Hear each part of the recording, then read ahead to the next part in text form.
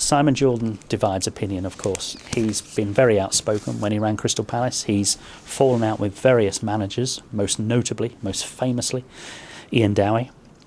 This book charts his life and times, and his life running as the youngest owner of a Premier League club when Palace were in the Premier League at the age of just 32.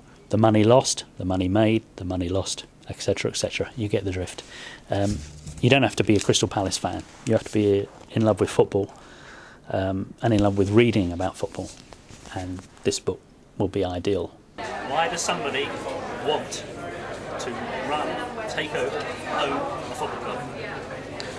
Well, I suppose, Vernon, knowing what I know now, I should probably ask you the same question. I think it's a combination of reasons. I touched upon it in the book. There's a motivation that fits different people's agendas. Some people do it because they want for their ego. Some people do it. Everyone does it for an element of ego. Some people do it because they want recognisability or credibility. Some people do it because it gives them an opportunity to establish themselves in this country. As I've mentioned in the book, I know one West London club owner that probably did it as the most expensive life insurance policy in the world. But I think it's a combination of things. For me, it was about a challenge. I was very young at the time when I bought Palace. I was 31, 32. It was a team my father had played for. And I just felt that it would fill like a void in my life that a business I'd sold had left. And football is one of those alluring businesses. From the outside looking in, it's very alluring. It's full of gold dust and sheen. When you get into it, it's like any other business. It has its flaws and its inadequacies and its parts of it that you don't particularly enjoy. But from the outside looking in, it looks like this glamorous, wonderful business.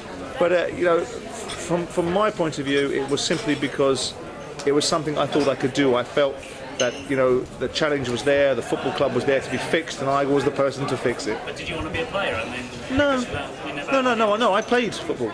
I signed schoolboy forms with both Chelsea and Crystal Palace, and I played with some players that went on to the top level. Michael Thomas went to play for Arsenal.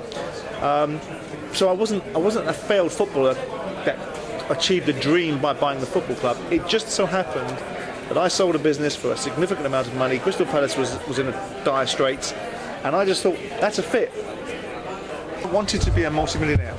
I wanted to be a football club owner, or so I thought. I wanted to make films. I wanted to own magazines. I wanted to own restaurants and nightclubs. So in life, you have to be careful what you wish for because there's a chance you might just get it. So it is what it says. I meant it in a sort of tongue-in-cheek way. Be careful what you wish for because there's a chance you might just get it. But from what I know of, how you made your fortune, it was, correct me if I'm wrong, by all means, right time, right product, right time, right place. Well, I think anybody that makes money has to have an element of the right time and the right place, and you have to have an industry that certainly. I built a business in 5 years, and to have built a business for the quantum of money that I sold it for from where I started from, you have to have an industry that can lend itself to that sort of growth and opportunity. But also in an industry like that, which is very competitive, everyone's trying to do it. So what separates you from everybody else that's trying to do it? Ultimately, what you're prepared to bring to the party. So I don't rule out the fact that there's an element of luck, an element of chance, an element of timing, but also there has to be an element of you're good at what you do. Otherwise, you just fall into the crowd like everybody else that opened a mobile phone shop or opened a telecom shop or opens an internet business or whatever it was at the time, and doesn't be successful. So there is always an element of what you bring to bear to the table, as well as what opportunities exist within the confines of it. But they were in the telecoms business. I actually think my timing was probably 2 years later. If I'd have got it 2 years earlier or 3 years earlier, like the Carphone Warehouse, who knows where it might have gone. What have you learned about the workings of football? Well, what I've learned about the workings of football is it really is, to some extent, like the Emperor's New Clothes. And it's also a little bit, without being too platitude and fairy tale based, it's a little bit like looking through the looking glass. What is black is white, what is up is down. And it's a very disingenuous business in lots of ways. And it's a business where, the only commodity that counts is money. It's not your agenda and it's not your desires or your character. How much money have you got and how are you prepared to spend it? And the king is dead, long live the king.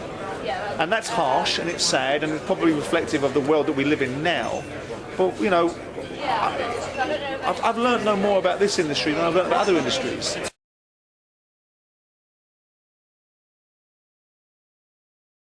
There was unsavoury characters, there were, institutionalised individuals, there were people that lived in a time warp, there were people that watched a 31-year-old, 32, full of himself young man walk in a boardroom and say, not having him in any shape or form. And of course I didn't help myself because I was very outspoken, very gregarious, but, almost a bit like a James Deanish sort of character, a rebel without a cause, just railing against the system. And I always think sometimes in life that if you replace the establishment, you become the establishment. So I was railing against the establishment with a vantage point. I wanted things done my way. So yeah, of course I came up against a lot of resistance. I came up against a lot of envy. I came up against a lot of contempt. I came up against a lot of politics. And because I didn't want to play the game, I made life a little bit more difficult for myself than possibly I needed to. And as the passage of time went, and people suddenly thought, well, actually, this guy's the real deal. He actually is all right. He may be a lot of bluster, and he may have a lot of, aggression or assertiveness about him, but people became acclimatised to me and actually knew that I was not a bad lad in lots of ways. Did you go in with the intention of ruffling feathers or becoming a known figure? No, I went in with the intention of doing exactly the same thing in football as I did in commerce. The only thing is that football doesn't think you should do that. They think there's certain rules. It's business. When it comes to big bags of money and players getting paid 20, 30, 40,000 pounds a week, and Sky contracts being worth 1.2 billion or 1.5 billion a year or 3 years or whatever it is, it's a business. And you need to approach it that way. So I approached it with a very, very focused mentality that the straightest route between A and B was the fastest route between A and B was a straight line, and that doesn't fly in the confined world of football sometimes. I took a stance that other people wished they'd taken, wished they had the courage and the convictions to take in terms of injuncting a manager against his poor behaviour. But in football, you made appointments for big appointments for people to look after vast amounts of your money, and you did it almost on the back of a fag packet. You did it on the fly. And in other industry, you took weeks and months and due diligence on people. In football, you read about them in newspapers, you interview them, and you give them a job, and they're responsible for millions of pounds of assets or opportunities. So every manager I took on, I believed I had a reason for. But you can't buy experience. How quickly did you realise that some of them you've got to? Oh, I think you realise quite quickly. I don't think it takes long. I think then you hope that actually you're seeing things wrong. That actually they have got a method to their madness, and then you realise there's no method. It's just madness. And talking of madness, finally, where do you stand on Mr. Abramovich and the happenings at Chelsea? Well, I got to say, the only thing I feel strongly about is the situation with Mark Clattenburg, because I think that's shocking. I think that was that man's reputation. I know football exaggerates everything, but what was said about that guy, and I hope he takes him to task. I really do, because I think morally and logistically and ethically, everything that was done to Mark Clattenburg by Chelsea, the player and the PR department of Chelsea, is pretty deplorable. Thank you for your time. Thank you for yours.